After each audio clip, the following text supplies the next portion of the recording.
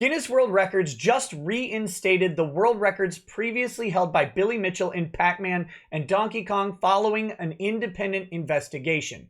How does this reinstatement of records affect the ongoing lawsuits against Twin Galaxies up in California and the lawsuits down in Florida against Twin Galaxies and others, including YouTuber Apollo Legend? Let's talk about it.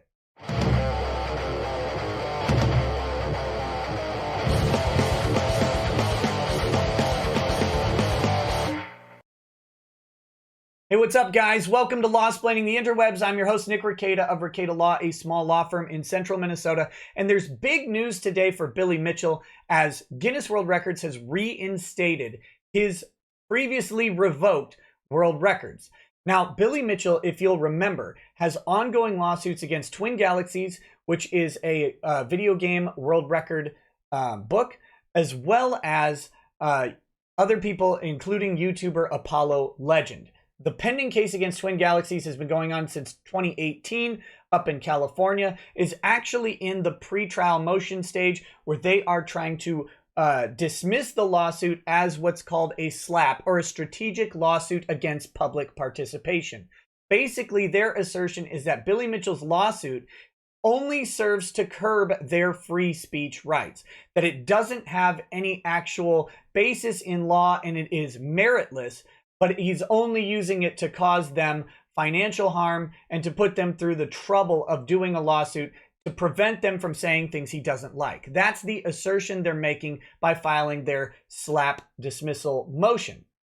Down in Florida, those cases have not progressed to the pretrial motion stage at present, so there hasn't really been a lot of activity. Those are much newer lawsuits than the one up in California. So how does this impact those cases? Well, let's take a look at the statements from Billy Mitchell and Guinness World Records, and then let's talk about the impact.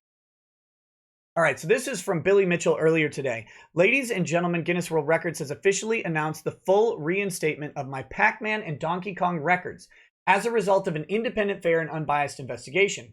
Guinness World Records also recognizes me as the first million-point Donkey Kong player. See below. And then we have his official statement here. I'm not going to read through it. It basically says the same thing. And it says you can check out at guinnessworldrecords.com or you can check out his video on it on Twitch TV/Billy Mitchell or youtube.com/King of Kong. And I will leave it to you guys to check those out. They're not really relevant to the videos are not really relevant to this discussion we're having here. What is relevant is this statement from Guinness World Records, which we'll check out right now. So Guinness says, in light of the compelling new evidence received by Guinness World Records, the records management team has unanimously decided to reverse decisions made in April 2018 in regards to video game high scores achieved by Billy Mitchell between 1982 and 2010. As of the 10th of June 2020, the following historical records for the arcade platform have been reinstated. First perfect score on PacMan, highest score on Donkey Kong, 4 times. 4 times, each one-upping the previous score. The reinstatement also re-recognizes Mr. Mitchell as the first gamer to reach the kill screen on Donkey Kong, and the first gamer to score 1 million points on Donkey Kong. Guinness World Records is always open to accepting new evidence for historical achievements and to reviewing new and existing evidence for disputed titles. In this case, a re-examination of the records in question and the emergence of key eyewitnesses and expert testimonials led to a reversal of earlier disqualifications and the reinstating of Mr. Mitchell's original records. The records archive has been updated accordingly to reflect this.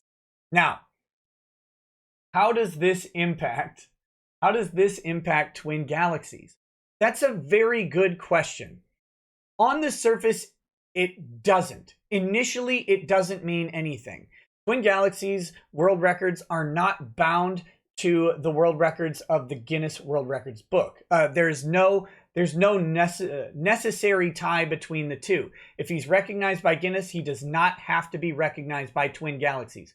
What this actually does for Mr. Mitchell is it offers him the opportunity to present the idea to the court that if Twin Galaxies would actually conduct an independent review and talk to the expert witnesses and talk to the eyewitnesses who were there, they would be able to come to a similar conclusion. It doesn't mean that they will come to a similar conclusion, but it bolsters his assertions, we'll say, that Twin Galaxies did not give him a fair hearing according to their terms. That's part of what's in the lawsuit and why he's claiming they defamed him.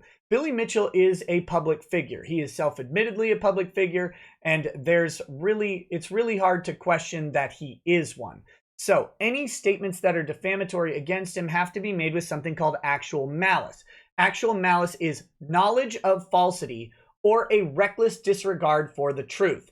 What Billy can try to do with this Guinness finding is to say, look, Twin Galaxies had and still maintains a reckless disregard for the truth, because if they were to give an unbiased, if they were to unbiasedly look for the truth in this case and consult the same evidence that Guinness World Records consulted, they could come to the same conclusion, and they never did that.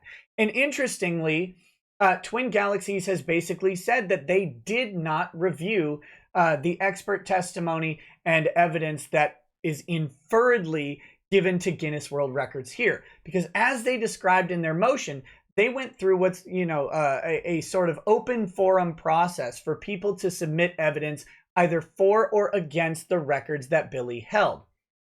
In doing so, they accused Billy of not adequately participating in the process and not actually presenting the experts within the time frame.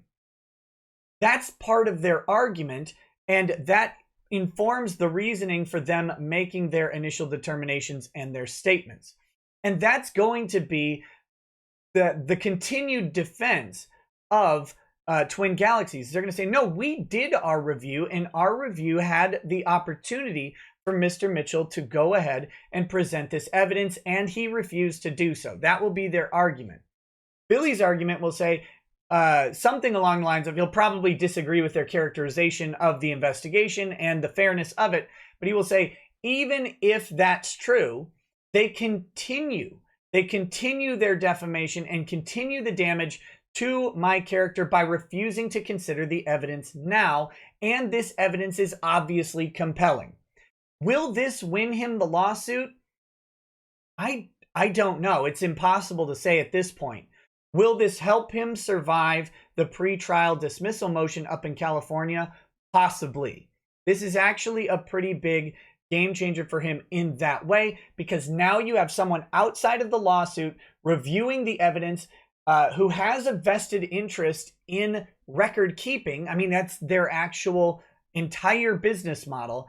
And so to say that there is evidence out there that a competent group of record keepers would look at and overturn their own decision suggests that maybe, just maybe, Twin Galaxies LLC didn't do their due diligence and owes to Billy to pursue the truth to stop damaging his reputation. Now, maybe they review the evidence and come to a different conclusion than Guinness. We'll have to see how that goes. Right now, Billy's interested in protecting and preserving his reputation, or more importantly, I guess, restoring his reputation to what it was. A quick Google search of Billy Mitchell's name will find lots of accusations of cheating. And ultimately, that's where the problems with his lawsuit do come in. Twin Galaxies LLC never expressly accused Billy Mitchell of cheating. Twin Galaxies LLC didn't even expressly accuse Billy Mitchell of using an emulated machine. They implicitly stated they implied, I should say, that he used an emulated machine, and that implies that he was attempting to cheat his way into the records. Billy, of course, disputes this, and that cheating accusation, even though it wasn't explicit, the implication of cheating has stuck with him and proceeds to this day to damage his reputation. If he can turn that around, I think that's probably his ultimate goal, and the lawsuit is part of that. But this achievement with Guinness World Records, which there's no public evidence of a lawsuit or threats of a lawsuit against Guinness, although it would be naive to assume that there wasn't at least a conversation about the possibility of a lawsuit if they didn't do their due diligence in this case. That is with ongoing lawsuits against Twin Galaxies, who used to partner with Guinness on video game stuff, and with YouTuber Apollo Legend, and the high publicity of these lawsuits in the video game and world record spheres. You would have to think there was at least a discussion that a lawsuit was possible, if not a discussion between Billy and Guinness itself. Now, did that happen? We'll probably never know. But how do I word this? The existence of the lawsuits and the publicity of them definitely leveraged the decision at least to investigate this by Guinness World Records. And therefore, the filing of the lawsuits has probably achieved a level of value for Billy that goes beyond anything he's gotten so far. I mean, he now has the premier, for many people, the premier world record organization in the entire planet recognizing him as the legitimate owner of these world records. Now, within the video game world record community, Twin Galaxies LLC might be more respected by some people than Guinness. I have no idea if that's true, but for the average common person who's looking at world records, they're going to probably go to Guinness and they're going to find Billy Mitchell's name, and that is a big victory for him, no matter how it impacts the lawsuit. So, summary, recap of everything. How will this impact the lawsuit? That remains to be seen, but it mainly gives him a tool in the toolbox. Oh, and I forgot to mention one thing. Back on June 4th, there was actually a continuance. Billy Mitchell was due to respond to the anti-slap motion, and that has been pushed back. And I have to think that his desire to have that pushed back probably came from knowledge that Guinness was conducting its own investigation and talking to these people, and him wanting to see the results of that investigation and use it as a tool in the lawsuit. And he will be able to use it as a tool in the lawsuit, and it may be effective, it may not. It's always hard to say how a court is going to take things, and especially when we get into the very fine details.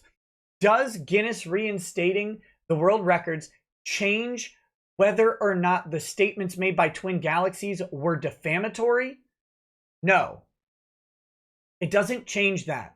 The main thing it really speaks to is, did Twin Galaxies LLC do their sufficient diligence to find the truth of the statement that they were making?